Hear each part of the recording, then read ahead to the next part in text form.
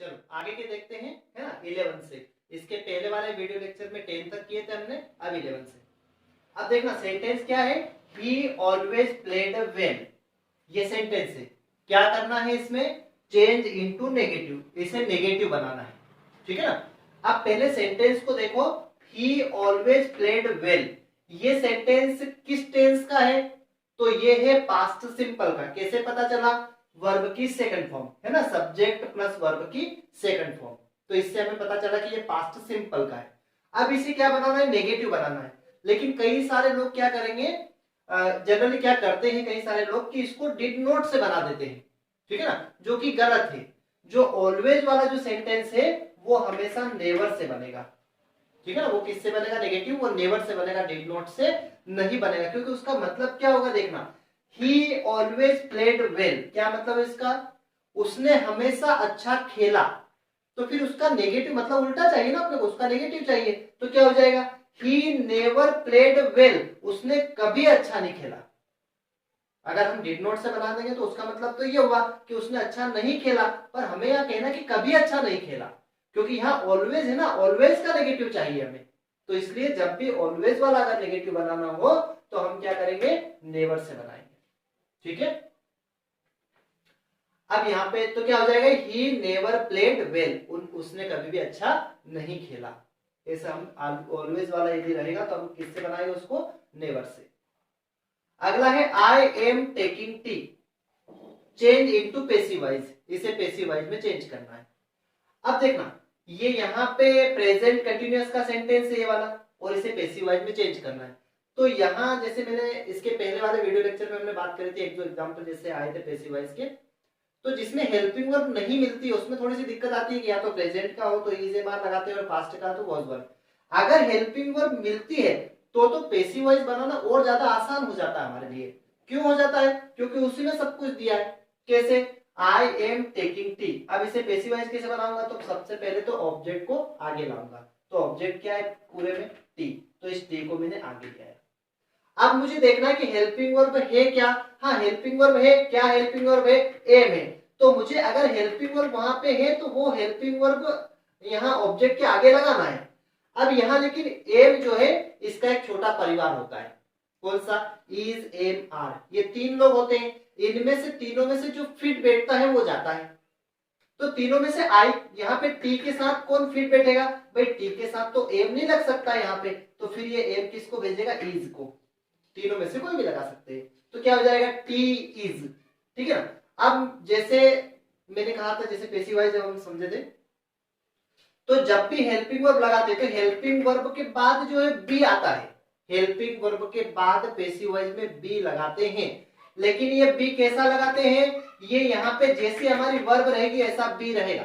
अभी यहाँ पे वर्ब में आईएनजी दिख रही है तो यहाँ पे आईएनजी लगेगा। अगर यहाँ पे थर्ड फॉर्म होती तो बी का बी हो जाता।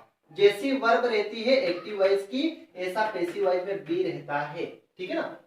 तो यहाँ पे क्या हो जाएगा, बी में आईएनजी लगा दो तो बी, और वर्ब की थर्ड फॉर्म, क्योंकि जितने भी पैसिव वॉइस रहते हैं उन पैसिव वॉइस में वर्ब की कौन सी फॉर्म लगती है, थर्ड फॉर्म, और बाय लगा के फिर आई जो है वो ऑब्जेक्ट की जगह पे जाएगा तो मी हो जाएगा, है ना, आई का मी। तो क्या हो जाएगा, tea is being taken by me, मतलब चाय जो है वो ली जा रही है, पी जा रही है मेरे द्वारा, ऐसा हो जाएगा, ठीक है ना। तो इस प्रकार से बताएंगे कि यहाँ पे लाए, फिर हेल्पिंग वर्ब लगा दी, उसके बाद में बी, ये वर्ब को देखकर, और फिर वर्ब की थर्ड फॉर्म, और फिर बाय लगा के जो सब्जेक्ट रहता है वो लास्ट। अगला देखना, I found the house locked, I reached home, make complex using adverb clause.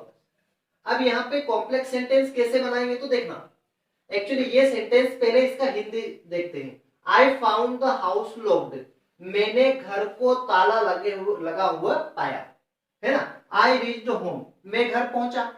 तो कहीं ना कहीं वैसा कहना चाह रहे हैं कि जब मैं घर पहुंचा मैंने घर को ताला लगे हुए देखा, ठीक है ना। तो यहां से ये वेन से जुड़ेगा एक्चुअली ये, क्योंकि वेन जब हम क्लॉज पढ़ेंगे तो वेन, व्हाई, व्हाट, है ना, इससे हम सेंटेंस को जोड़ेंगे और फिर ये इंट्रोगेटिव का काम नहीं करेंगे। फिर इनका मतलब होता है जब, जहां, जो, जैसे, ठीक है ना। तो यहाँ पे वेन का मतलब होता है जब, क्योंकि अगर यहाँ पे वेन के बाद जस्ट अगर हेल्पिंग वर्ब मिल जाती तो फिर यहाँ पे उसका मतलब कब हो जाता, लेकिन यहाँ पे हेल्पिंग वर्ब के यहाँ वेन के बाद डायरेक्ट हमारा सब्जेक्ट मिल रहा है, तो इसका मतलब हुआ जब।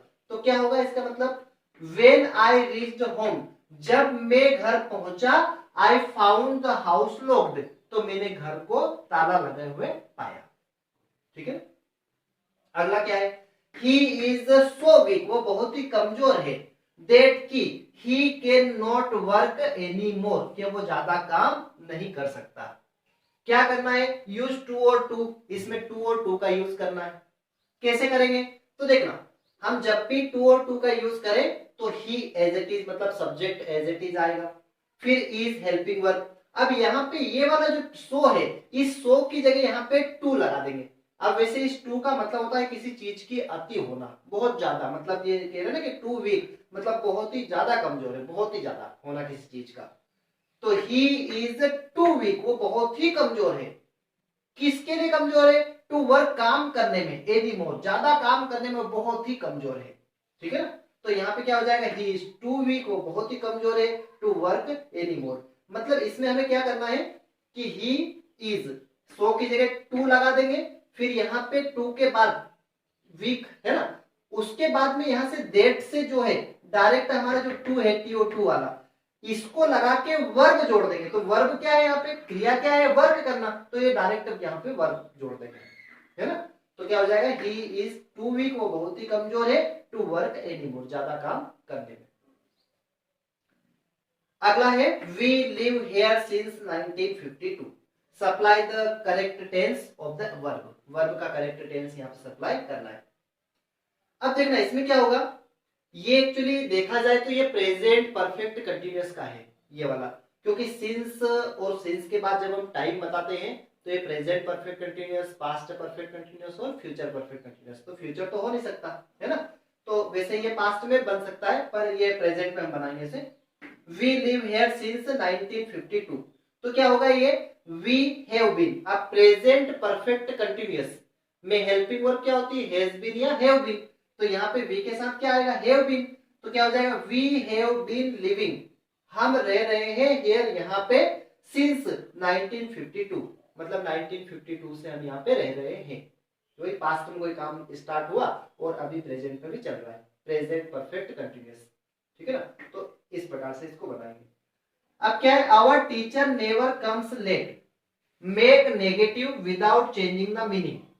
क्या कह रहा है इस सेंटेंस में ये, कि ये पूरा सेंटेंस जो है वो अभी नेगेटिव है, ये देखा जाए तो अभी negative, our teacher never comes late, क्या मतलब है इसका, हमारे टीचर कभी लेट नहीं आते हैं, है ना, कभी भी लेट नहीं आते।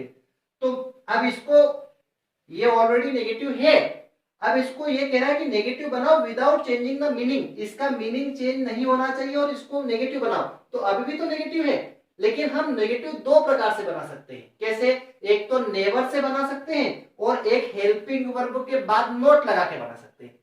तो अब नेवर वाला तो बना हुआ है, तो अब हमारे पास ऑप्शन कौन सा है, फिर हेल्पिंग वर्ब के बाद नोट लगा दे, है ना, वो वाला ऑप्शन बचा हुआ है। तो पहले ये देखें कि ये सेंटेंस किस टेंस का है, तो आवर टीचर नेवर कम्स मतलब ये प्रेजेंट सिंपल का है, तो प्रेजेंट सिंपल में हेल्पिंग वर्ब क्या होती है, डू या डस, है ना, उसके बाद में नोट लगाएंगे। तो यहाँ पे आवर टीचर मतलब सिंगुलर है, एक वचन है, तो यहाँ पे क्या लग जाएगा, डस, तो आवर टीचर, ठीक है ना, क्या हो जाएगा ये, our teacher does not come, अब यहाँ पे एस हट जाएगा क्योंकि ये डज आ गया, तो है ना, तो our teacher does not come late, हमारे टीचर लेट नहीं आते हैं कभी, अब यूर मतलब कभी हो जाएगा ये, यहाँ पे नेवर मतलब कभी भी नहीं, तो ये कभी हो जाएगा वहां पे, है ना।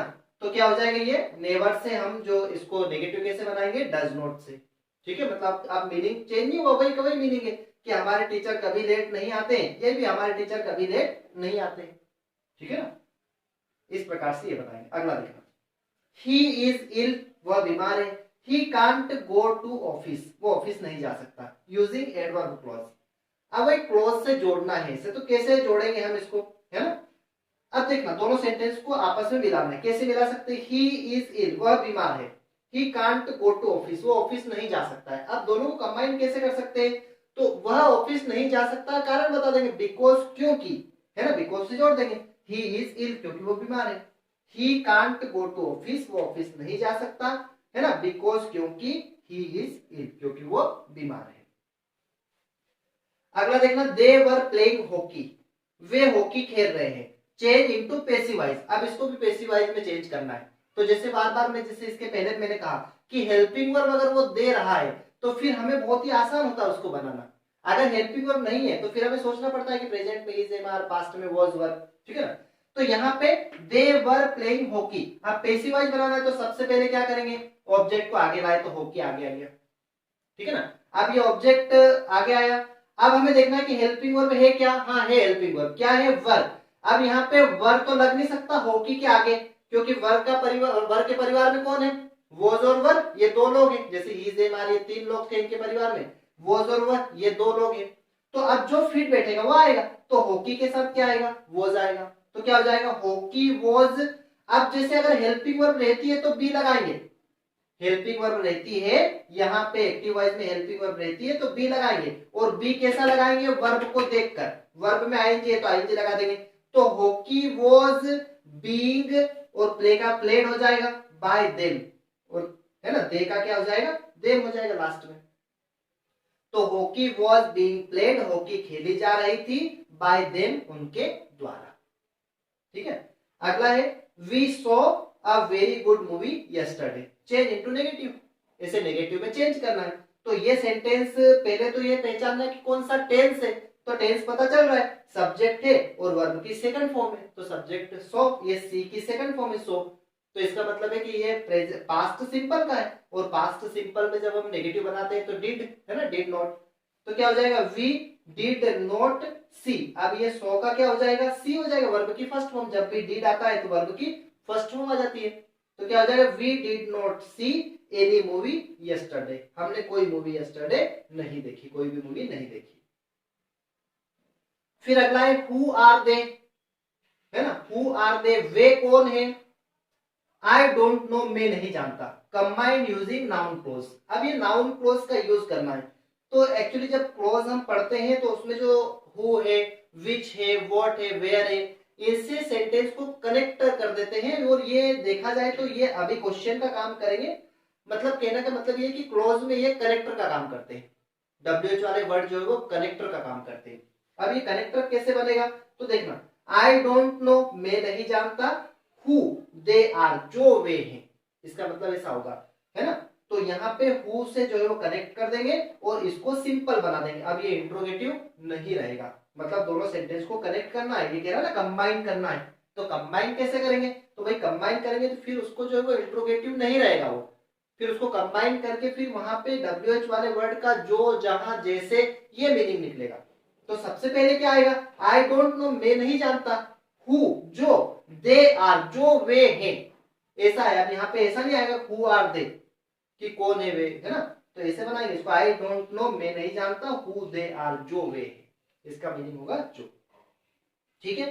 तो ये 20 तक, अगले वीडियो लेक्चर में 21 से लगा के 30 तक करते हैं। Okay, see you.